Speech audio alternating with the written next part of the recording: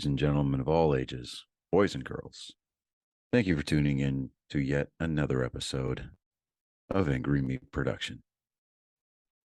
We appreciate you coming in and letting us be a part of your lives week in and week out.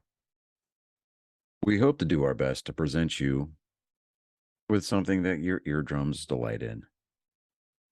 Whether you're looking at us on YouTube or Rumble, or listening to us on Spotify, Google, or Anchor, or any of the other podcast services that we are currently on or trying to get on, we thank you. And if you don't mind, at the end of every episode, stop by, leave us a comment, leave us a like. If it asks for 5 stars, we'll take 5 stars, even if you don't like us. 5 stars are what it's all about. With that being said, we hope you enjoy our attempt to make our advocation our vocation. Ladies and gentlemen, let the games begin. Welcome, Angry Faithful. Today on Nerd Sports 93, and we're going to talk about, God, I can't remember the freaking name of it. We talked about this before. I ended up, it's Coach Low, I think it is. Yeah, Coach Low. It basically this board game is like a $300 piece of wood, and you take like little pegs, like checker pegs, and you just flick them around this like circular board. I'll send you some stuff. It's like a full contact cribbage kind of thing. No, it's just that's what it sounds like. And you just like that's like snooker and cribbage had a baby. You flick little tokens and everything, and it in India it's like an international sport. So, well, why do you think there's so many people living in India? They breed like rabbits over there, and it's because they play games like this because the men have practice flicking the bean. That's all I'm trying to say, dude. You're not wrong. I mean, leave it to a country that invented the Kama Sutra to come up with a game like that. That's a good point. That is a good point. Chris right, was so I want to address the elephant in the country, and Stephen A. Smith. I don't like the guy, but I saw one of his TikToks today. He was on First Take this morning on the NFL Network, I think it was, and Jerry Jones. He said Jerry Jones is a fraud. He lied. He did say that for 27 years. He lied to the press. He lied to Dallas. He lied to Cowboy fans everywhere. And for the last 2 years, last year, Dallas went 12-4, and they made the playoffs. They lost to the 49ers. And they lost because they didn't, the players on the field didn't know the rule, or if they knew the rule, they were oblivious to the rule because they weren't paying attention to the time clock. And the referee needs to reset the ball before a play can even be, and the whole time the clock is running, right? This year, Cowboys made a game of it for about a half. And then the defense obviously started wearing down because the San Francisco offense gets into a rhythm, and then the defense starts to step up. And I mean, the fact that Dak Prescott threw 2 interceptions didn't help.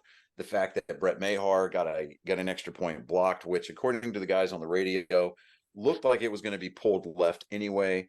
But to save Brett Maher, and to his credit, he did hit both the field goals that he did attempt. So there's that.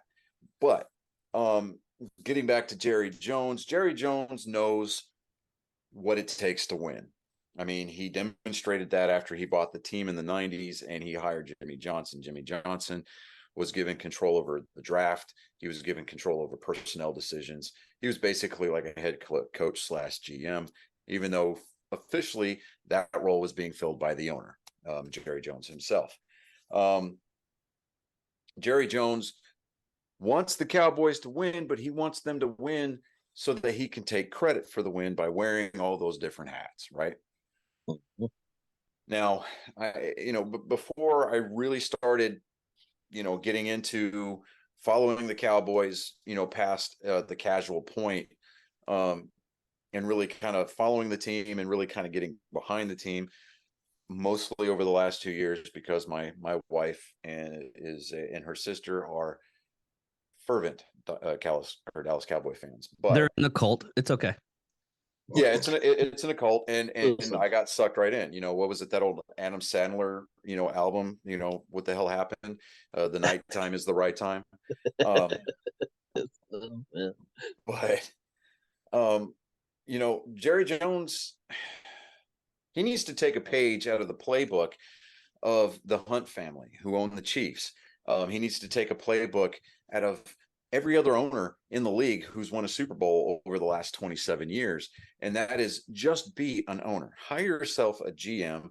And I'm sorry, I know that there's a lot of people that sing the praises of Mike McCarthy, but Mike McCarthy is a bumbling idiot.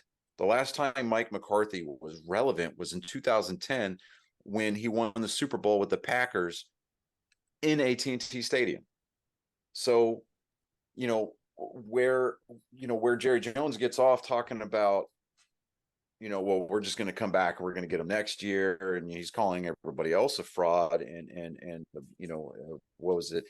He called Stephen A. Smith a fluke to his face, which I thought was kind of a ballsy move. But Well, Stephen A. didn't Smith, you read? as much as I don't like the guy, on every Sunday, or every post game, that every day after Cowboys loss, Stephen A. Smith reverts to true form, and he's nothing more than just an overpaid blowhard. But on this particular Monday, after watching the Cowboys lose to the 49ers again in the playoffs, By the way, I called that. I did. My heart set with. I knew that date was gonna fuck me over. Basically, she kept on calling me up, messaged me. It's like, oh, we're gonna do this. We're gonna do this. We're gonna have some fun. We're gonna do some great stuff. It's like, yeah, I'm oblivious to it. I'm gonna show up to a place that I actually like to eat, and I'm gonna still get to go.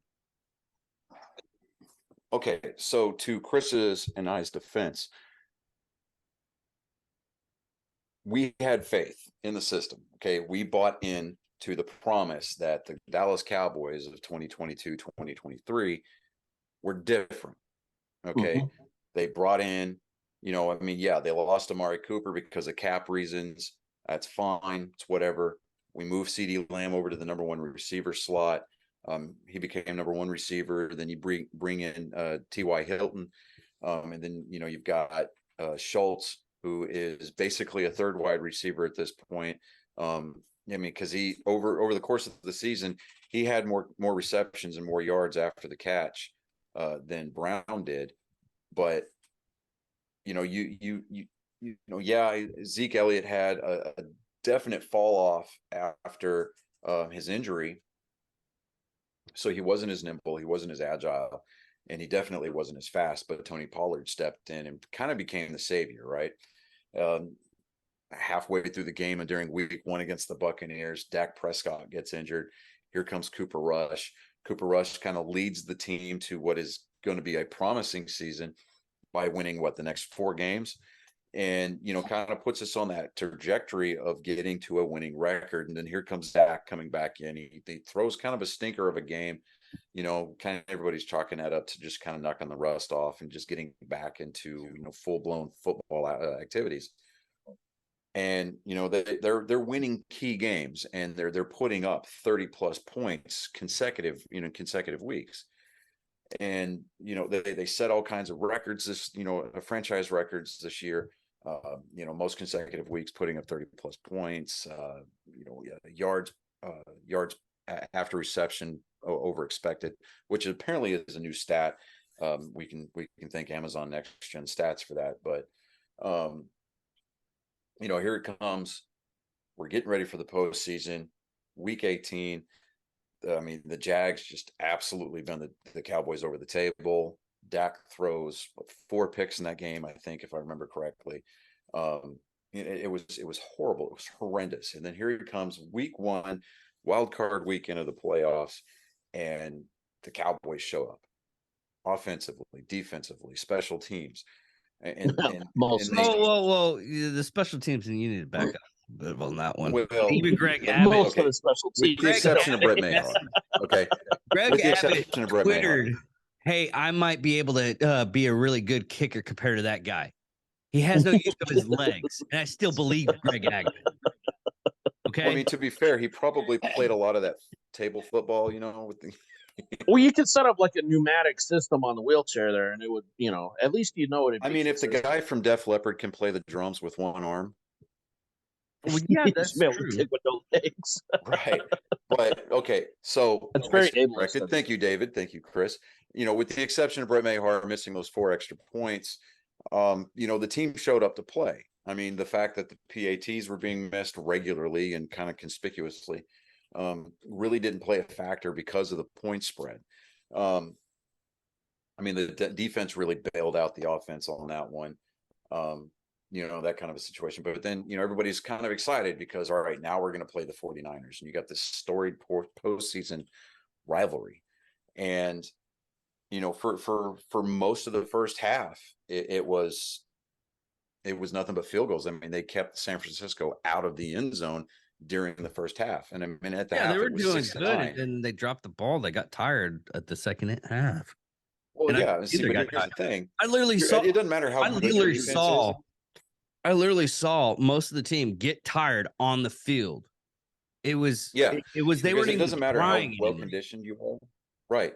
But it doesn't matter how well conditioned you are. It doesn't matter what your strength conditioning coaches. Well, yeah. It doesn't matter what your personal trainers do. It doesn't matter what kind of mindset your defense has.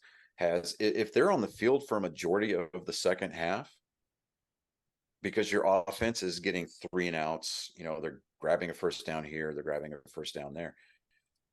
But they're consistently and constantly they're throwing interceptions or they're having to punt and not putting points on the board, your defense is going to wear out. So I mean, But yeah, I don't really blame the defense and the way that the defense played last night. I was talking about the offense too. I mean, you could literally see Dax just like he.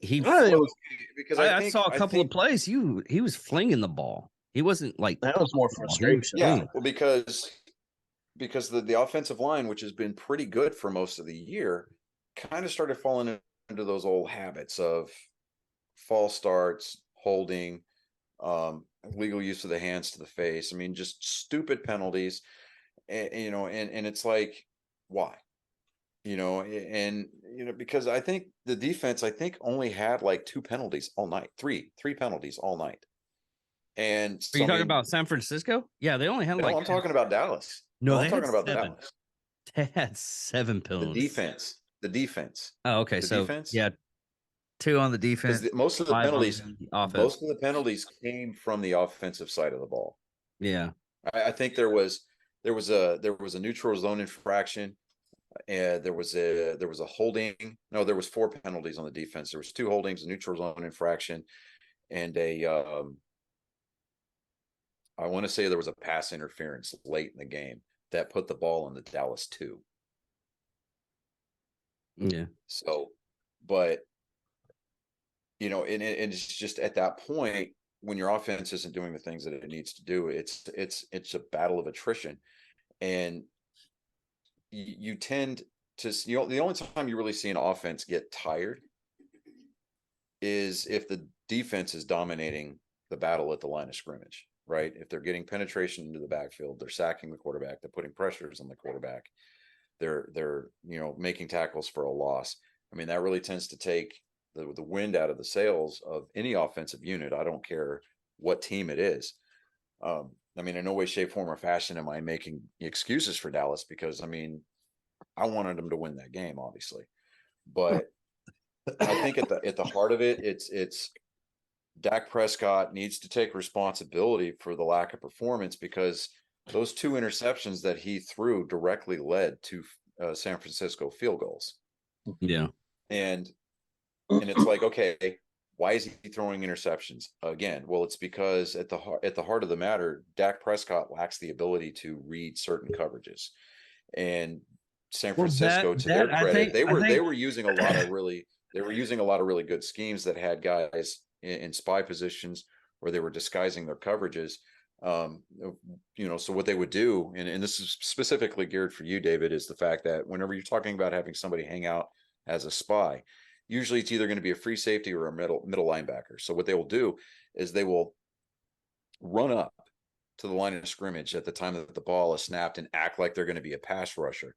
Then what they'll do is they'll kind of fade back, because when you get a linebacker that rushes up onto the line of scrimmage to either pass rush or make a tackle on a linebacker or a running back for a loss, that leaves the middle open. So that's prime real estate for your receivers to make a short route, or you have your tight ends come across the middle, and those are just like 4 or 5 yard pickups, and I mean those add up, right? yeah, because And I think in like the third half, one of the in the third quarter, yeah, third quarter, yeah, on the third quarter, one of the shut the fuck up, Chris. I literally did not say a word. I'm letting you do it all by yourself. You're out of your element. All by yourself. One of the defenses like just barrel rolled through the whole freaking offensive line like it was nothing. Yeah. He got to Dax. I mean, and plus time management, managing the clock for the Dallas offense was not there at all. I mean, you look at Patrick Mahomes on Saturday, the dude had a bad ankle. He got rolled up on. Yeah. And he left the game for like an entire series there just before the end of the first half to get an x-ray on his ankle and get it taped. He was out there in the second half making plays. So I don't know if he's going to be improvising.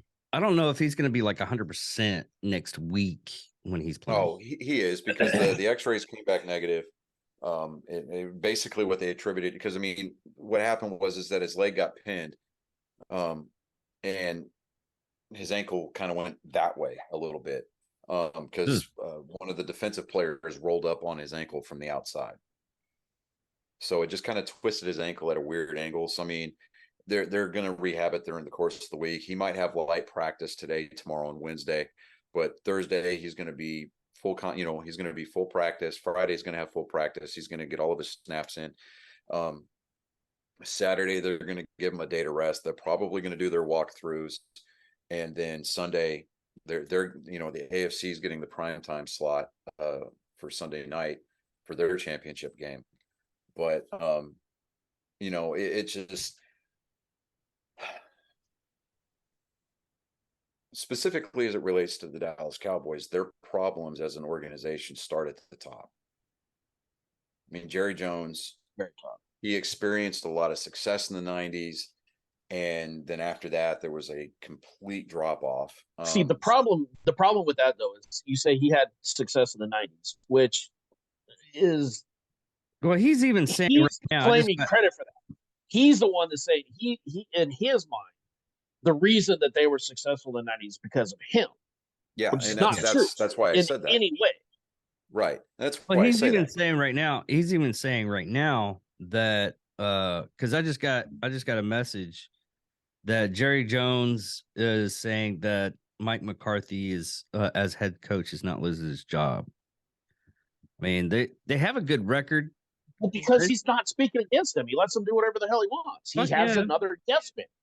That's all he ever wants. Anybody in that's what happened. The office there has to be a yes man that will only do what Jerry Jones says. That's what happened. Which is the reason why it's why Jimmy Johnson got fired. Exactly. Yeah, exactly. And he was a damn good coach.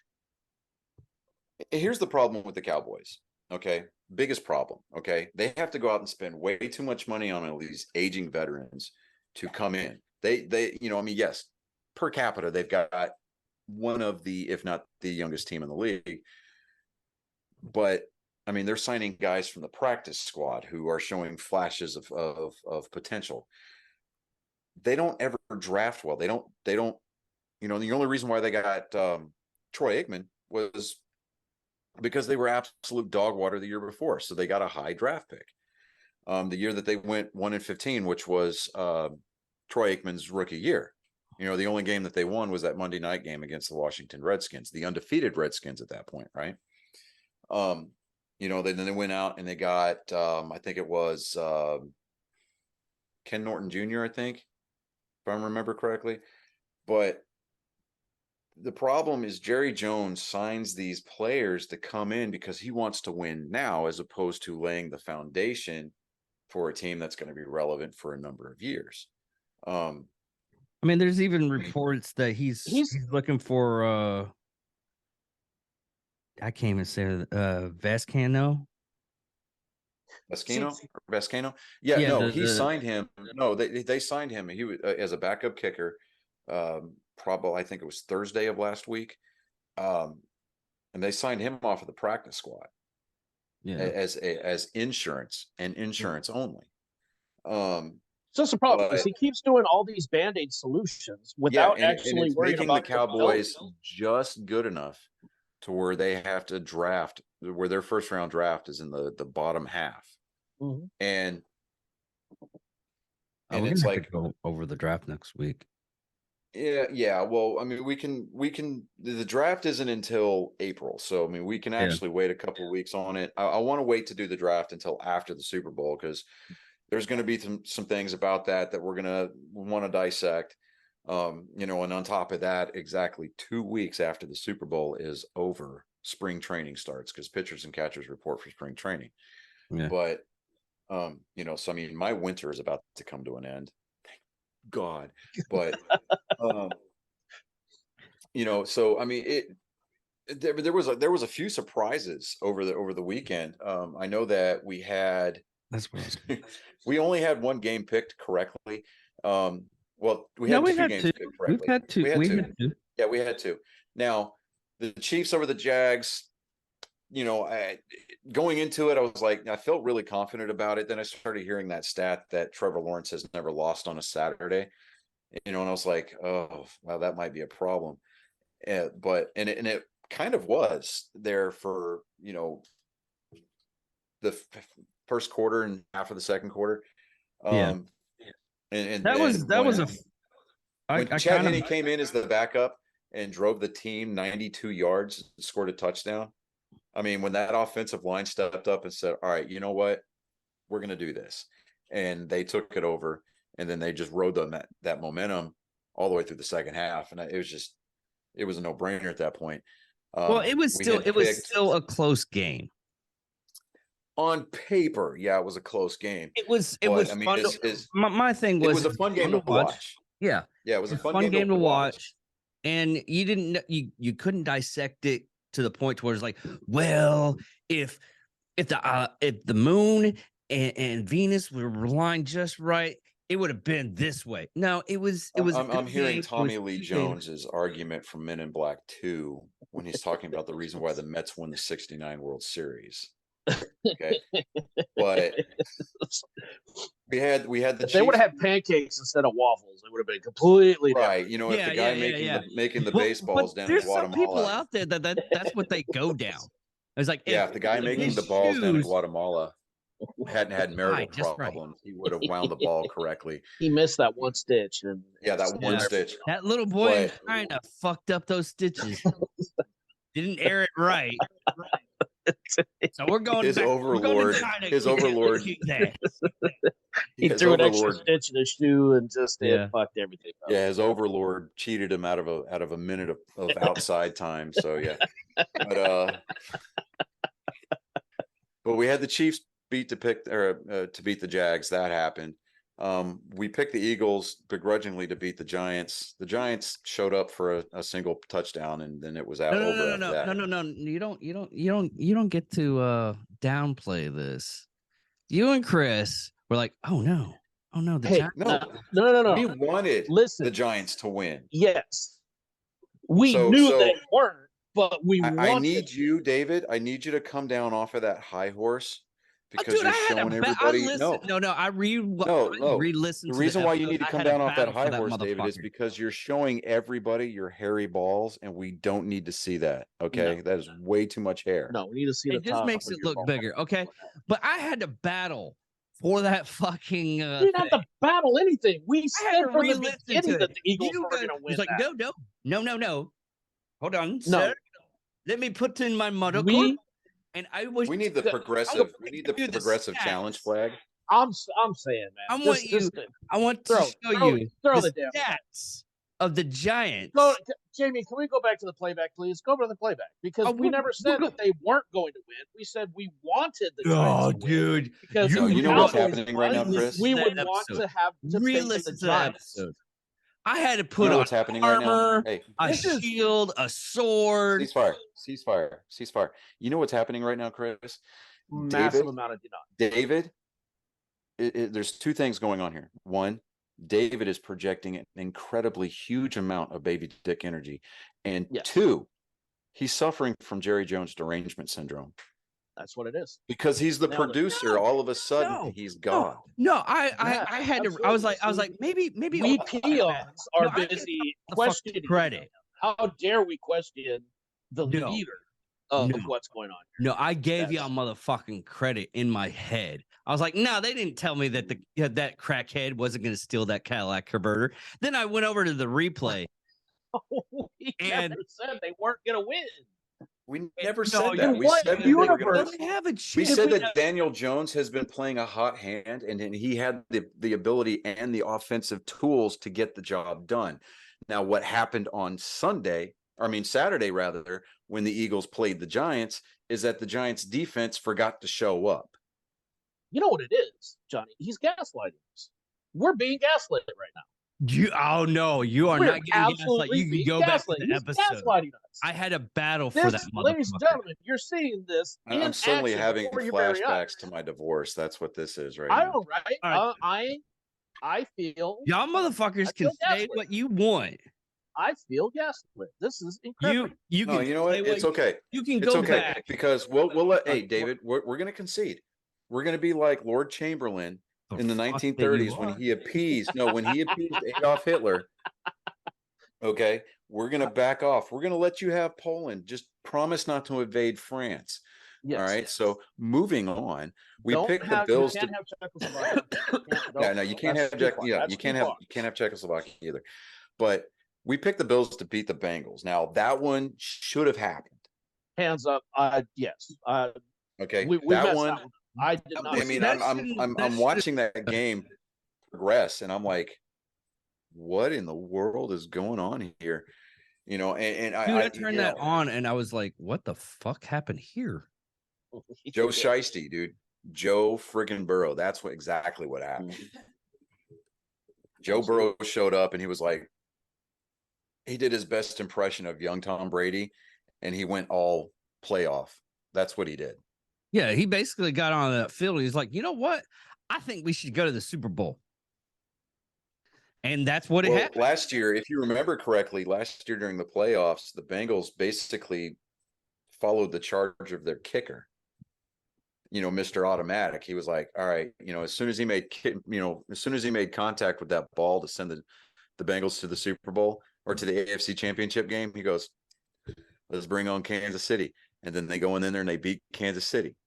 You know, and I think it's a complete travesty that they lost to the Rams last year, but we see what happened to the Rams this year.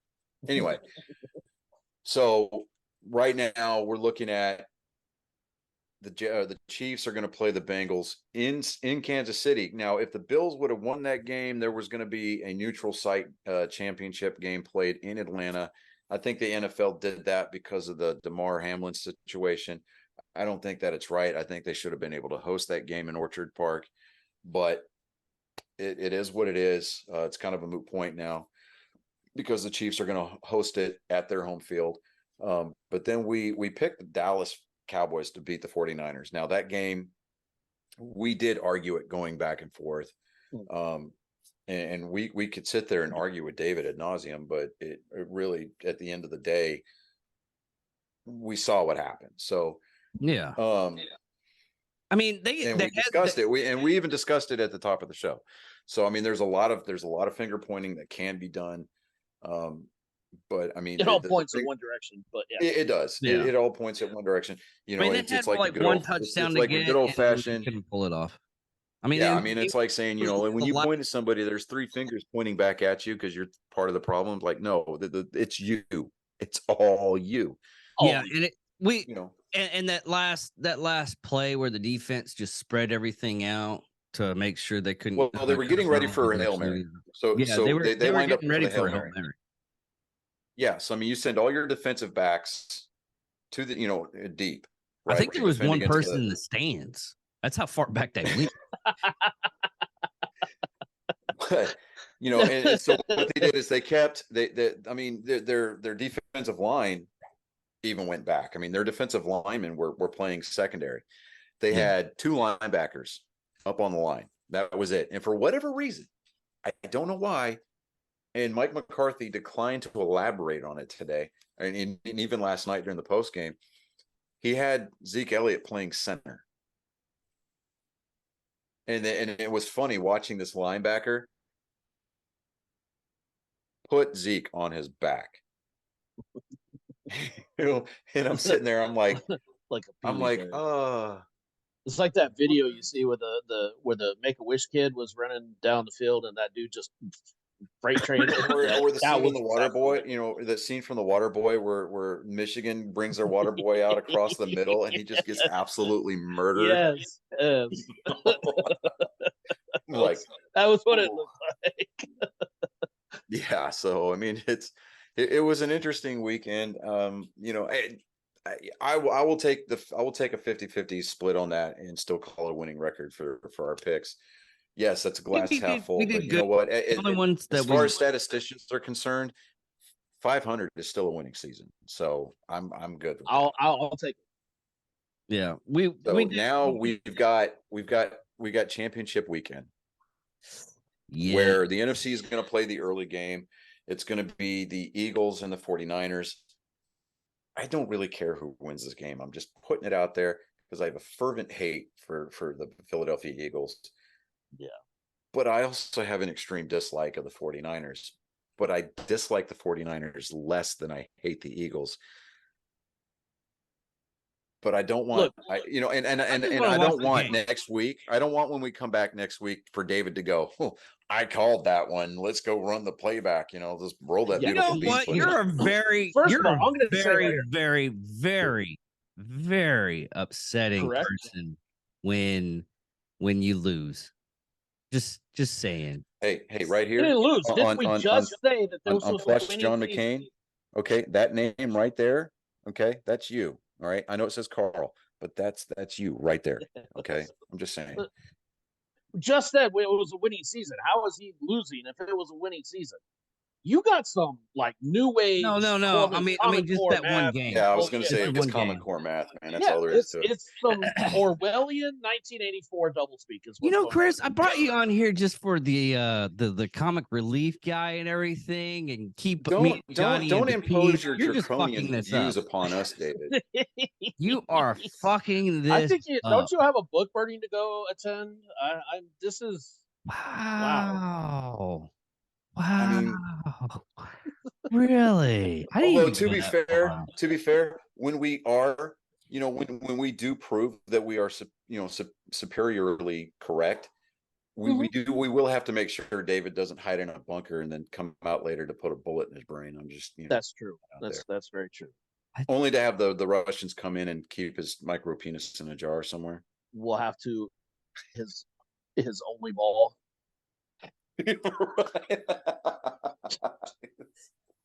his half sack.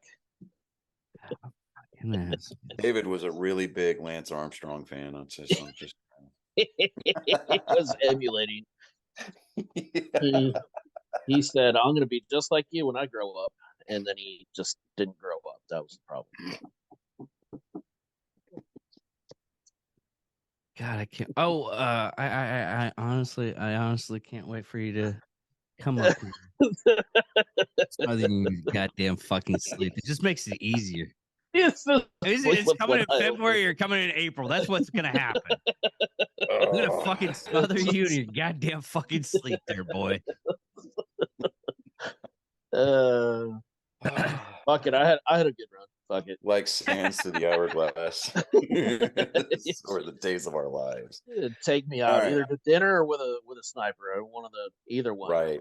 All right. So in the spirit of time management here, who are we going to take? I mean, the Eagles or the Niners? I mean, no matter who wins, we all lose. Let's be honest. Yeah, right. I mean, I've already made up my mind that I don't care who represents the AFC. I'm rooting for the AFC in the Super Bowl. I do think the Bengals are going to take it, and I think it's gonna. I'm calling it now. It's going to be Bengals 49ers. So it's Bengals 49ers. Okay, all right, I'm good with that.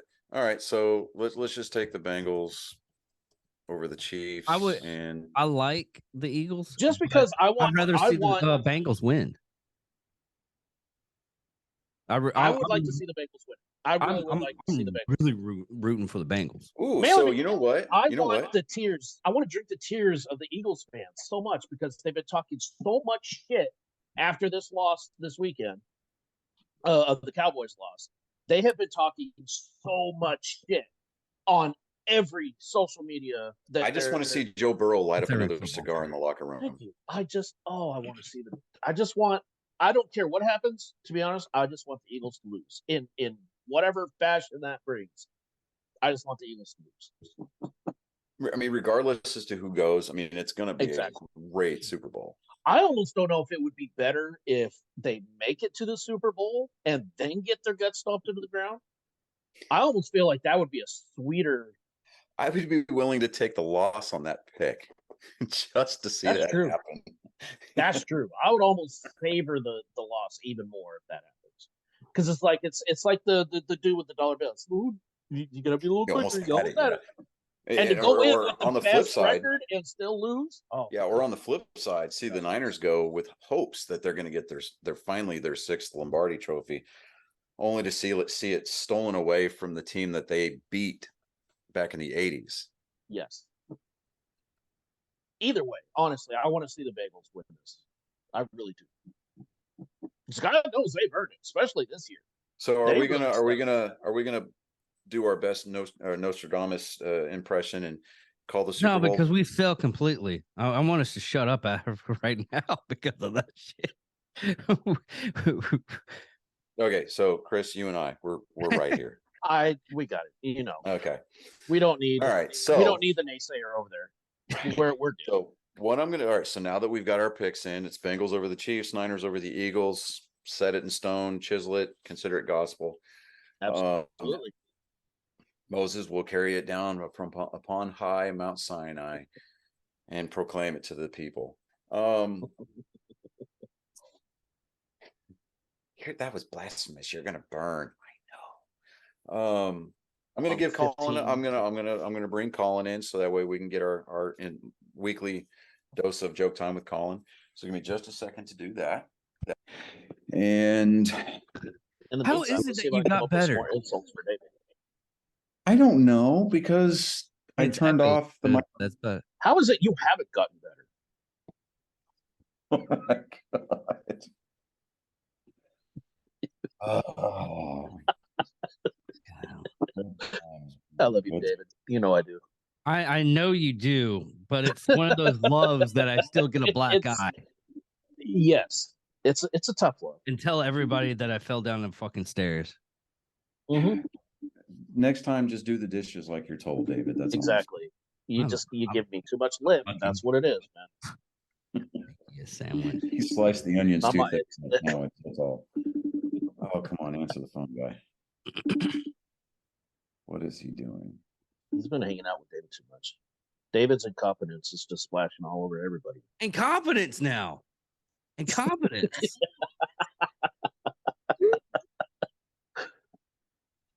Tough love, David. Tough love.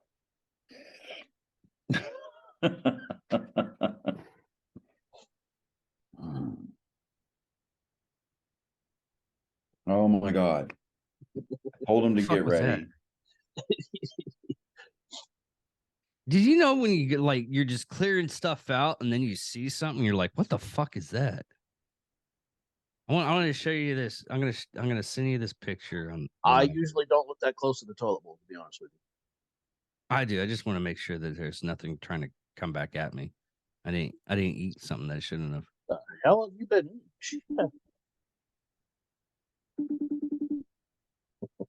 Because they split this, like, I guess it's pork, and it looks like a vajayjay.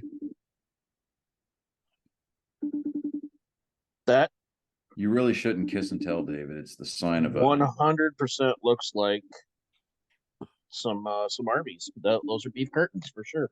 Yeah. No, I'm good. I'm good on that. I don't need to see it.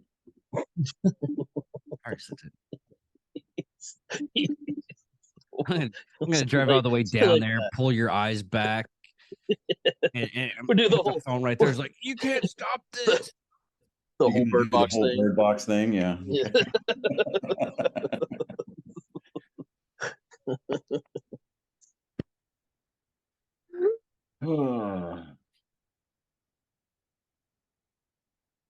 So, yeah. Waiting and yeah. You know, I did learn a couple of things this week just by having this conversation with you guys. One, nobody likes a winner apparently. Nobody likes a winner. Everybody wants to bash down the winner. It just reminds me. Considering that me and Johnny were the ones that won. Yeah. Anyways, nobody really cares a shit. What y'all think? No, I remember this one time because we're getting ready. We're getting ready for calling, so I'm creating. Well, I'm waiting for him to reply. It's nothing. I understand that. No, one time me and one of my close friends decided to go to Five Guys. I was like, oh man, the one in town was really great. The burgers were juicy. It was wonderful. And he was like, man, these guys just like to show off their all their wins and everything like that. I was like, yeah, we're losers. We don't know what winning looks like. So we get kind of offended when we see the winning signs. We don't know how to handle it. Yeah. Like if one of us actually like won something big, we would all like looking at each other going, it'd be like, did it really happen? It'd be like Ricky Bobby doing the interviews. I don't know what I hands. I don't know what to do with my hands yet. Yeah. Let me see here. It's about to be like 5 o'clock. I think Colin's about to get fired. Yeah. No. And this is a 2-1 vote, man. No, this is I mean. Okay, here he is. All right, hold on. Oh, I was getting worried for a second. On that backhand, it works. Firm hand on the wheel there,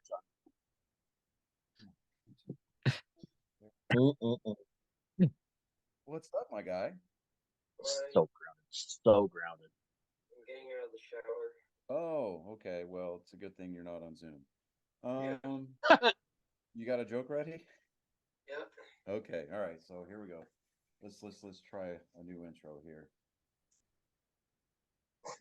Ladies and gentlemen, boys and girls, angry, faithful, of all ages, in the aftermath of what is deemed a Chernobyl-level meltdown by the Dallas Cowboys, I bring to you your weekly reason to smile, laugh, and shake your head in proud, sustaining disappointment. It's the time that we've all come to know, love, anticipate, and dread at the same time. It's joke time with Colin.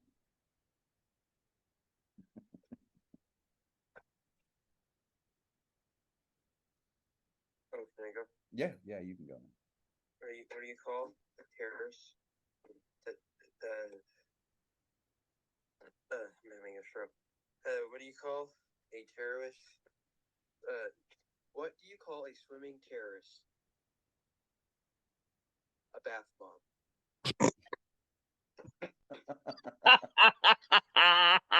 David had Bad Touch Bob all ready to go. Oh man. It's fantastic. What do you call a turret? I had to re-say it again because when I was actually listening to it, I listened to his thing. It just it barely picks it up. So But you didn't hear him? Colin's joke was, "What do you call a terrorist that's in water? A bath bomb." I have to say it again. No. No. It just the sound doesn't pick it up. No, that's just it. Okay. But I was in the shower, so I Okay. All right. So how was your day? Good. How was Brother's Day? Good. Awesome. All right. Well, I'm going to let you go. I'm going to hop off here. I got to go to work here in a little bit, but I will call you guys tomorrow. Okay? thanks. All right. Love you guys. Love you. Later. Later. And there he goes. Like a fabled fairy tale hero, bringing justice to the unjust, bringing happiness to the saddened. It has been your pleasure and my honor, along with my esteemed company and David, for Joke Time with Colin.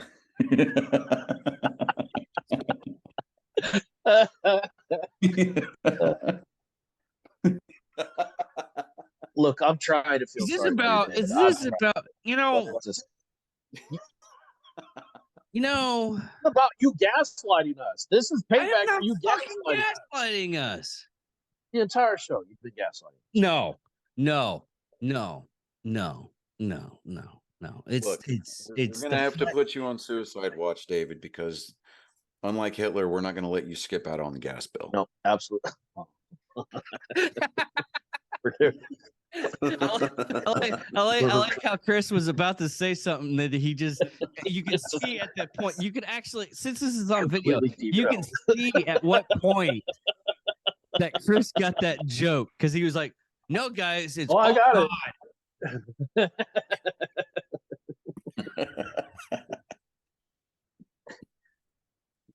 That was, I got nothing. I got nothing. You completely derailed the entire system. oh, that's pretty hilarious. Oh God. Well, I think it's time that we land this plane because some of us have to go earn a living. So Yeah. Land crash, Yeah. any landing you can walk not away any of from. us were licensed or qualified. I'm just kind of putting that out there. Rest in peace, Sky King. We're not. No. Yes. Yes. That's a deep cut right there. So everybody, For thank those you of you that do not know, go Google Sky King. You will not regret it. And you're welcome. Sky King. Yeah, Sky King. I'll do it right now. Fuck you guys. He flies with us in all of our parts. David, think about it along the lines of Dick's out for Harambe. Yes. I like to think my Sky King has Harambe as a co-pilot. Are you talking about the Western show and from both 1951? of their dicks are. No. No. David, why are you the way you are? You are a constant source of disappointment to your mother. It happened in the Pacific Northwest. The guy he stole a plane. Oh yeah, that one. Okay. Yeah. Okay. Anyways, everybody. Thank you for making me mansplain something to you, David. I mean, well, it wasn't much of a man. I mean, it's more of like a midget. Well, I know. I mean, I'm looking right at you, so I understand. No, we know exactly how little.